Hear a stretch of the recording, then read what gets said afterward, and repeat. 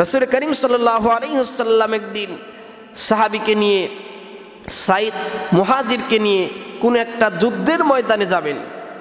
যখন যুদ্ধের ময়দানে যাবেন, ওই বাড়ির দেখভাল করার জন্য একজন সাহাবী হযরত সালাবাতুল আনসারী রাদিয়াল্লাহু তাআলা আনহুকে দায়িত্ব দিয়ে বললেন, ও সালাবা, আমরা তো যুদ্ধের ময়দানে যাচ্ছি, তোমাকে এই বাড়ির দেখাশোনা করার জন্য দায়িত্ব দিয়ে যাচ্ছি, তুমি সুন্দর করে দেখভাল করবা।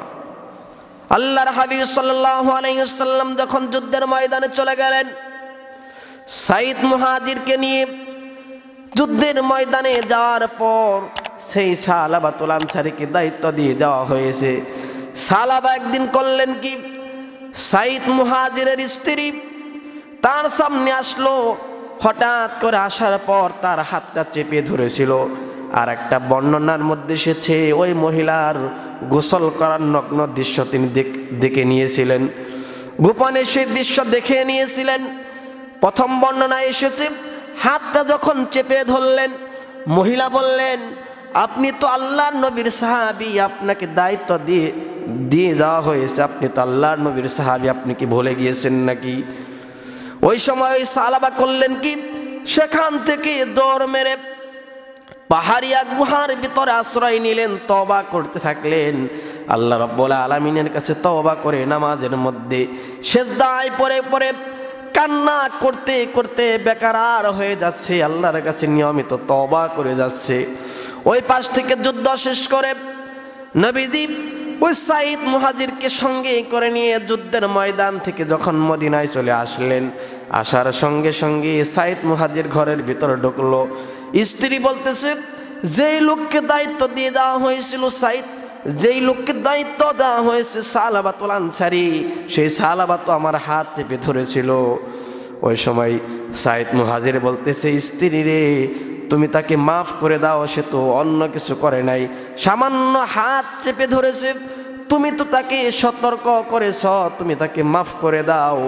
তাকে মাফ করে দেওয়া হলো, কিন্তু সাইদ মুহাজিরের স্ত্রী যে মাফ করে দিল, সেই সালাবা কান্না করতে করতে বেকার হয়ে যাচ্ছে, আল্লাহর কাছে তওবা এমন সুন্দর করে তওবা করতেছে। এক পর্যায়ে নবীজির কানের মধ্যে আওয়াজ চলে গেল, যে সাহাবীকে দায়িত্ব দিয়ে গিয়েছিলেন সেই সাহাবী তো দায়িত্ব পালন করে নাই। সাইদ মুহাজিরের স্ত্রী হাত চেপে ধরেছে, গুনাহের কাজ করেছে। নবীজিকে বলা হলো, ইয়া রাসূলুল্লাহ, তাকে মাফ করে দেন। নবীজি বললেন, না না, এই সাহাবীকে আমি মাফ করতে পারবো না, কারণ আমি তাকে দায়িত্ব দিয়ে গিয়েছি, দায়িত্ব সুন্দর করে পালন করে নাই, আমি তাকে মাফ করতে পারবো না।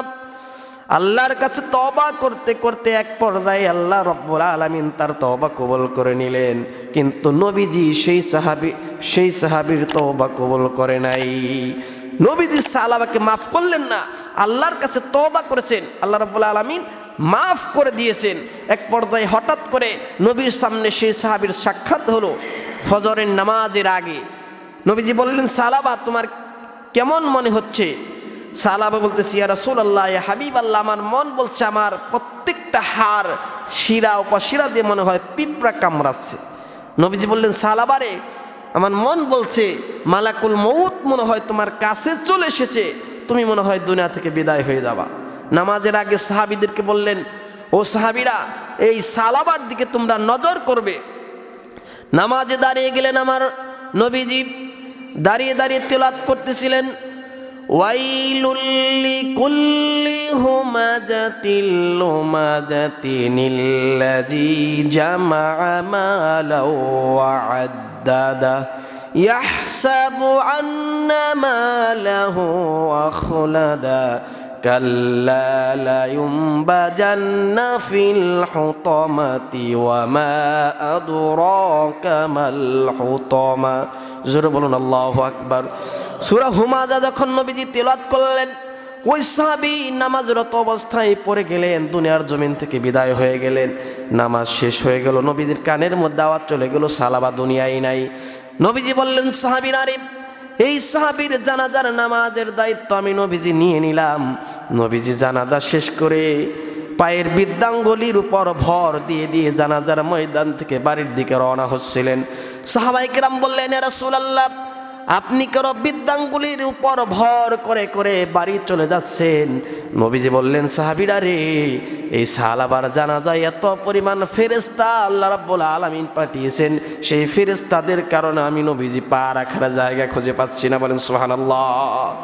এত পরিমাণ ফেরেশতা আল্লাহ রাব্বুল আলামিন পাঠিয়ে দিয়েছেন, আমি পা যে রাখবো পা রাখার জায়গা পর্যন্ত খুঁজে পাচ্ছি না। বলেন সুবহানাল্লাহ।